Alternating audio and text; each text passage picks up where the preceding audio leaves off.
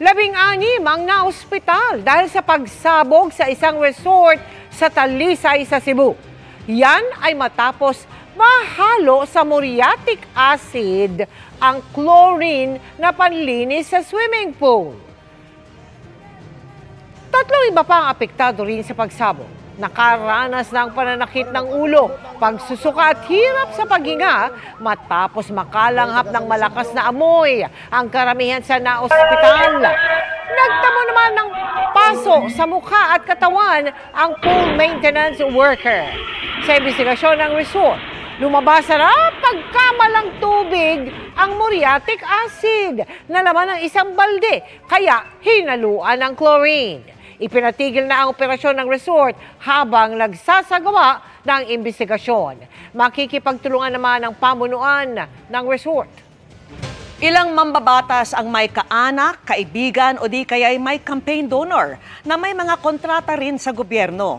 Batay po yan sa pag-aaral ng Philippine Center for Investigative Journalism na sinilip din ng GMA Integrated News Research. Ang ibang mambabatas na nga tumatayo pa ring opisyal ng ilang government contracting companies hanggang ngayon. Kilalanin sila sa pagtutok ni Sandra Aguinaldo. Sa gitna ng investigasyon ng Senado at Kamara kaugnay sa flood control projects, may kumukwestiyon kung tama bang mismong mga mambabatas ang nag-iimbestiga kung ilan sa kanila ay naiuugnay sa mga kontratista ng gobyerno. Sa ulat ng Philippine Center for Investigative Journalism na sinilip din ng GMA Integrated News Research, ilang mambabatas ang lumabas na may kamag-anak, kaibigan o campaign contributors na kontratista ng gobyerno. Sa Senado, nariyan sina Senate President Francis Escudero, Senador Joel Villanueva at Senador Bongo. Dati nang sinabi ni Escudero na nag-donate ng 30 million pesos sa kanyang kampanya noong 2022 si Center Waste Construction and Development Inc. President Lawrence Lubiano. Idineklara rin ito ni Escudero sa kanyang SOSE o Statement of Contributions and Expenditures.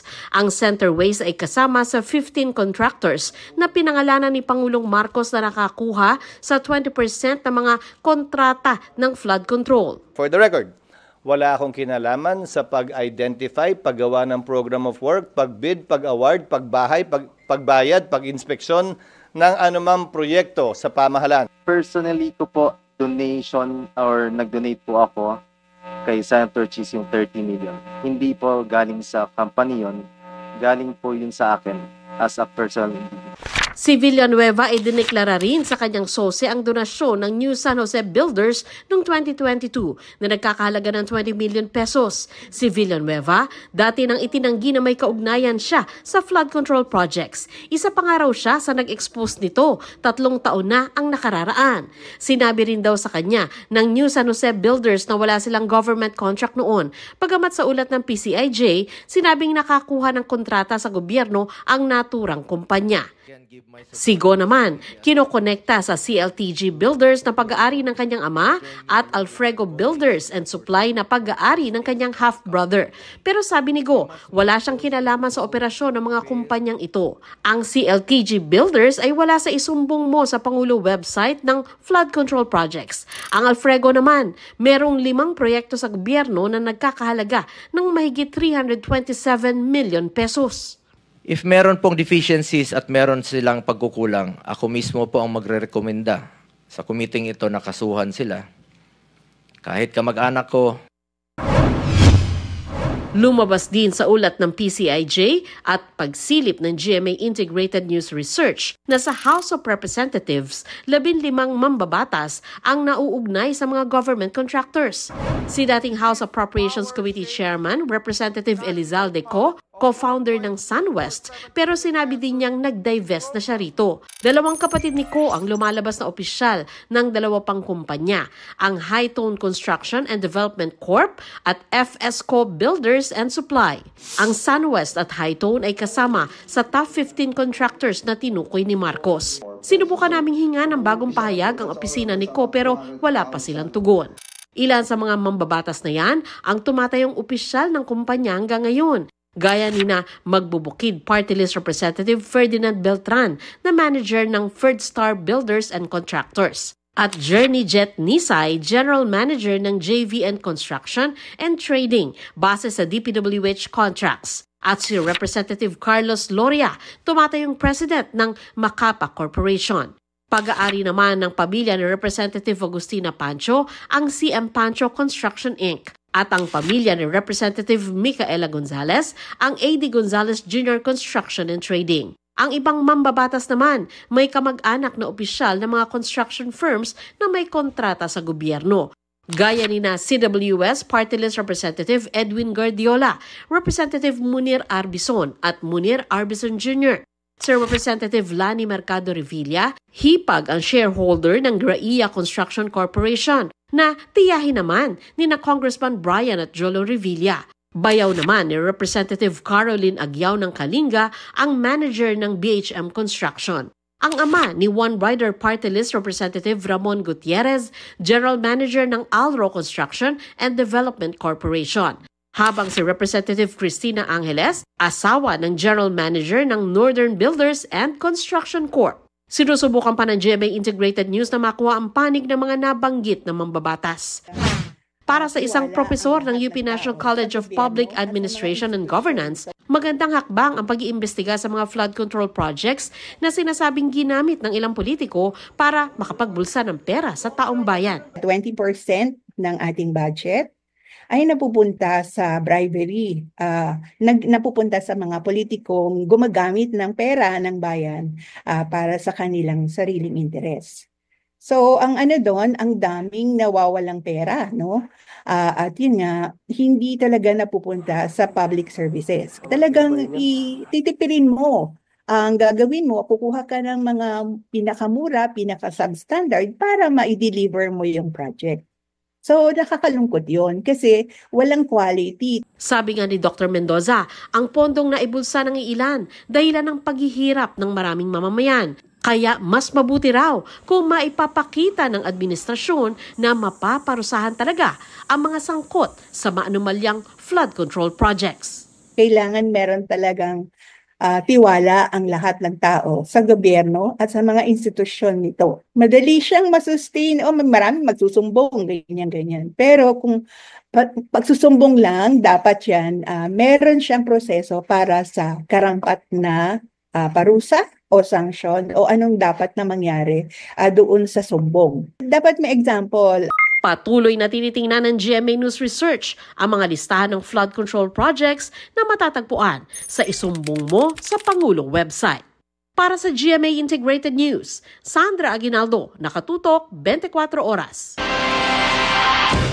At kaugnay ng ulat na yan, sabi ng opisina ni Representative Cristina Angeles, inutusan na raw niya ang kanilang accountant para makapag-divest na siya sa Northern Builders Construction Corporation o NBCC. Sabi pa ng kanyang tanggapan, nasa pre-operational stage pa lamang ang NBCC at hindi pa nakibahagi sa anumang bidding sa pribadong sektor man o sa gobyerno. Paliwanag nila, nagsimula ang NBCC sa kumpanyang itinatag ng kanyang asawa halos 40 taon na ang nakararaan.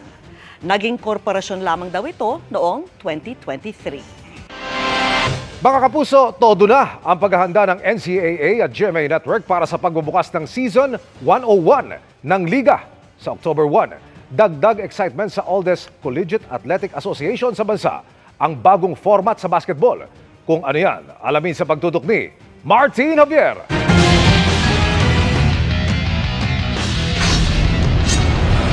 Full force na ang paghahanda ng Liga sa opening ng historic Season 101 sa October 1 sa Araneta Coliseum. Mas exciting daw ang laban dahil sa bagong format ng men's basketball tournament. We divide 10 schools into 2 groups. Kahit na ikaw ay nasa elimination, ay rank 5 ka, you still have the chance kasi mayroong play-in. Lalabanan mo pa yung rank 4. Then after elimination, nalaman na kung sino yung top 4 sa each group. So crossover na siya for quarterfinals. Then semifinals, best of 3, then finals, best of 3. Para plansyahin ang mga plano para sa Season 101, nagpulong ang NCAA Management Committee kahapon, kasama ang GMA Network, sa pangunguna ni GMA Network Senior Vice President and Head of Integrated News, Regional TV and Synergy, Oliver Victor B. Amoroso. Ang Group A ay pangungunahan ng Season 101 host at men's basketball defending champions, Mapua University. Iba yung storya ngayon, iba yung atmosphere. So, opportunity din para sa amin, para sa kanila, sa mga bagong pasok na patunayan yung sarili nila.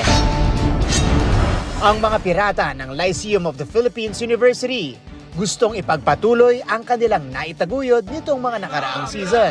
Kung ano man yung nagawa namin last 3 season, kailangan namin magawa pa ulit ngayon.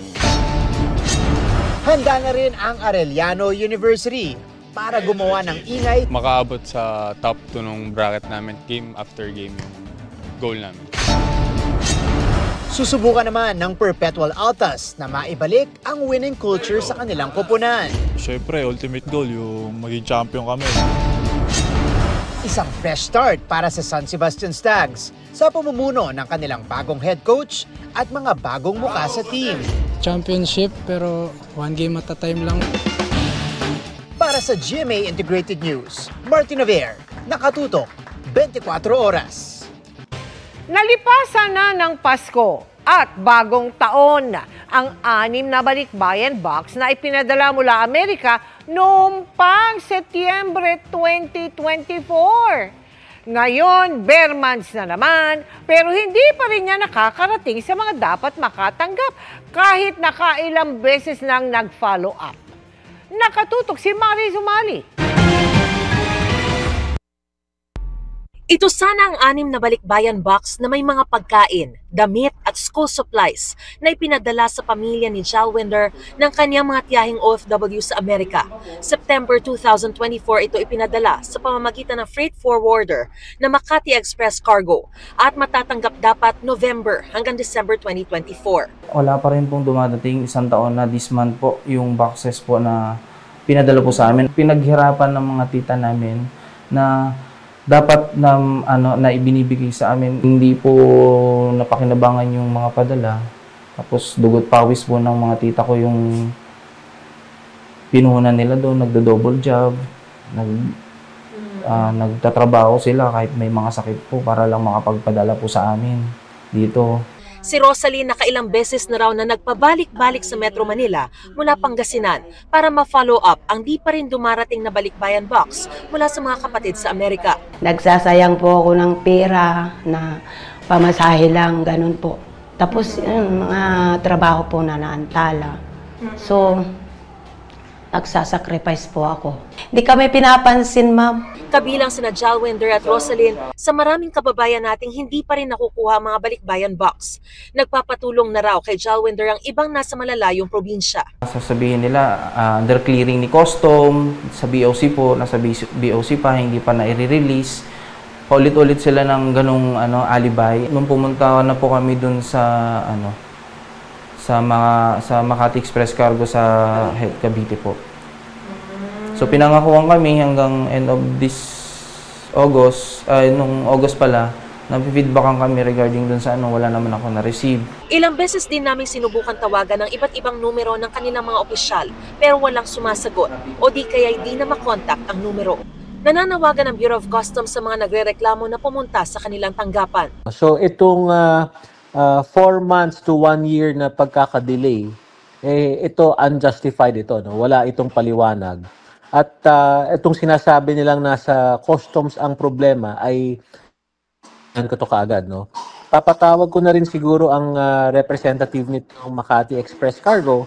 Sagradong itinuturing ang mga balikbayan box dahil hindi maikakailang ang bawat laman nito ay resulta ng dugot pawis ng mga OFW. Kaya pangako ng customs ay masusi nila itong iimbestigahan para mapanagot ang mga dapat managot at maibigay ang mga padala sa mga nararapat nilang pagdalahan. Para sa GMA Integrated News, Mariz Umali, nakatutok, 24 oras. Magandang gabi mga kapuso. Ako po inyong Kuya Kim, magbibigay sa inyo ng trivia sa likod ng mga trending na balita. Kinagigiliwan ng maraming netizens ang mga na-videohang palangoy-langoy sa Turtle Island sa Tawi-Tawi. Hindi sila mga turista kundi mga otter.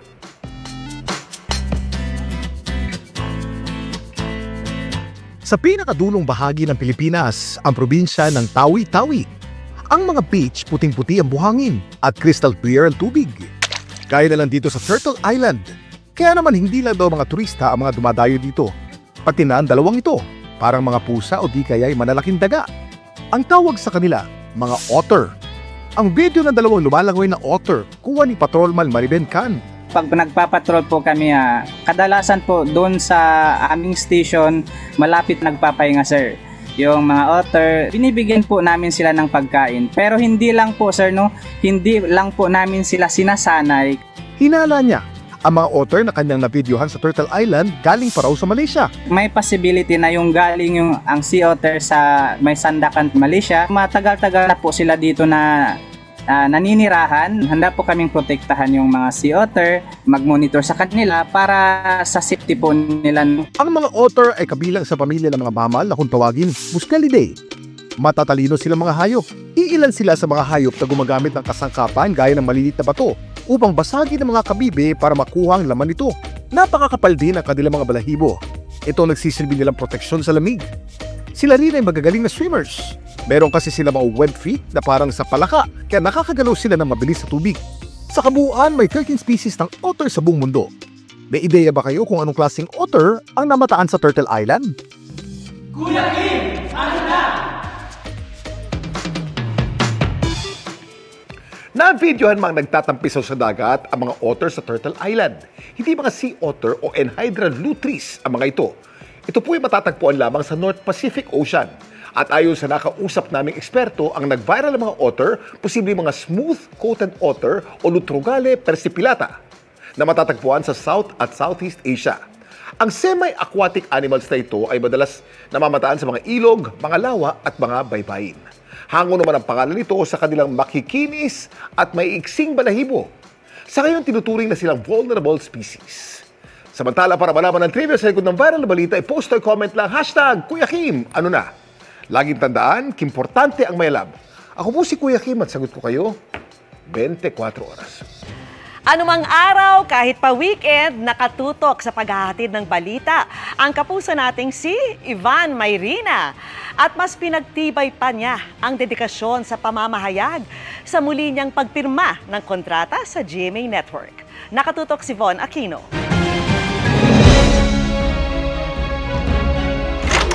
Sa mahigit 3 kilometro. 25 taon na siyang nakatutok sa iba't ibang balita. Dito Mula dahil sa field, tulad na nakikita ninyo, hanggang bewang ang tubig baha. hanggang sa studio, sa Pilipinas man o sa ibang bansa. Mula sa Washington, D.C. para sa GMA Integrated News, Ivan Mayrina, nakatutok, 24 oras. Para ihatid ang mga impormasyong dapat malaman ng publiko hanggang Sabado at Linggo sa 24 oras weekend. Ang di matatawarang personal na karanasan sa pagkalap ng mga balita sa loob ng mahigit 2 dekada. Ang humulma sa kredibilidad at dekalidad na pagbabalitang hatid ni Ivan Mayrina sa 24 oras weekend. Lalo pa yang pinagtibay sa muli niyang pagpirma ng kontrata sa GMA Network bilang anchor ng 24 oras weekend. Kasama sina GMA Network President and CEO Gilberto R. Duavid Jr., Senior Vice President and Head for GMA Integrated News, Regional TV and Synergy, Oliver Victor B. Amoroso, at Vice President and Deputy Head for News Programs and Specials, Michelle S. Seva. Dumalo rin ang iba pang GMA Network officers. Sa isang video message, nagpasalamat at nagbigay ng pagbati kay Ivan si GMA Network Chairman Attorney Felipe L. Gozon. Ivan, I am both proud and happy that you remain a loyal kapuso for 25 years and counting. I look forward to having you with us for a very long time. Congratulations, Ivan.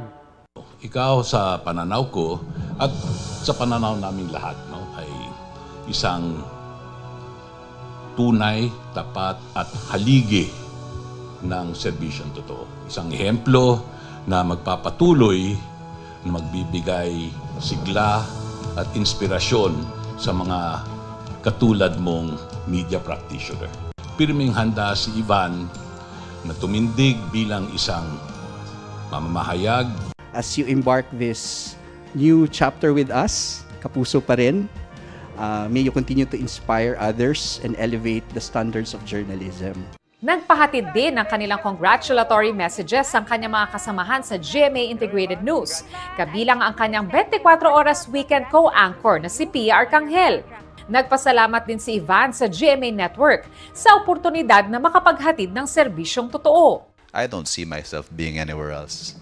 So, makakaasa kayo kung ano man yung siguro ikinatuwa ninyo in the last 25 years. We'll have more of that. GMA will continue to stand sa journalism na wasto, patas, balansyado, kapaki-pakinabang. At dahil hindi natutulog ang balita kahit pa anya weekend, patuloy anya makakaasa ang mga manonood na susunod ang GMA Integrated News sa kanila sa iba't ibang platforms. Susundan natin ang kanilang nagbabagong mga patterns, their new habits, their new preferences, para patuloy nating maihatid ang brand of journalism that GMA stands for. Para sa GMA Integrated News, Von Aquino, nakatutok, 24 oras. Bumilis ang pagbakal ng bilihin at serbisyo sa bansa nitong Agosto. Base po yan sa datos ng Philippine Statistics Authority. Mula sa 0.9% na inflation rate noong Hulyo, bumilis ito sa 1.5% nitong Agosto. Pinakaramdam yan sa Central Visayas kung saan doble ang bilis ng pagbakal ng mga bilihin kumpara sa buong bansa.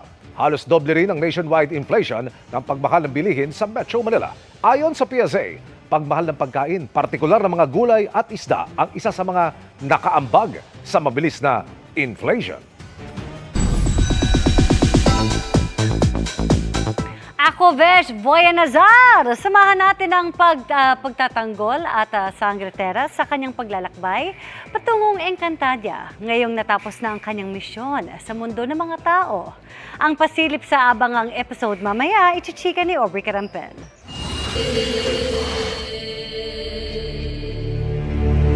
Sa episode ng Encantadia Chronicles Sangre kagabi, nabunyag na ang kasamaan ni Governor Emil. Ubus na ang kredibilidad mo, Gov. At lalong ubus na ang pasensya ng taong bayan sa'yo. Ikaw yan, ikaw! Teka! Teka! Siya ang may kasalanan, hindi ako! Siya! Yan ay sa tulong ni Tera, aka Sangre, na ginagampanan ni Kapuso Prime Gem Bianca Umali. Kaya naman si Tera, mission accomplished na sa mundo ng mga tao at may iniwang paalala sa kanyang mga kababayan. Alam na ninyong lahat kung ano ang totoo. Sana matuto kayo dito. Sana hindi na maulit ang kasaysayan. Huwag ninyong hayaan na makabalik pa ang gobernador na yon sa pwesto. Ito lamang ang paraan para maging mas payapa at mas ligtas ang Distrito 6. Pero hindi pa rito nagtatapos ang laban ni Tera na mas may mapanganib pa na misyon na kailangang harapin. Kailangan na niyang mag-goodbye sa mortal world at mag-avisala sa mundo ng Encantadia. Aquabesh! Boya Nazar! Isa lamang ito sa mga lagusan papuntang Encantadia, Tera. Ashley, safe ba yan?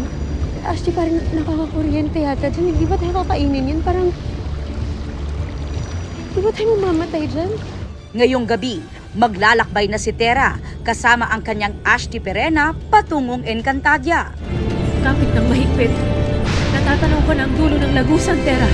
Sa exclusive na pasilip na ito sa episode mamaya, makikitang tila hindi sanay ang kalahating tao at kalahating diwata sa pagpasok sa isang bagong mundo.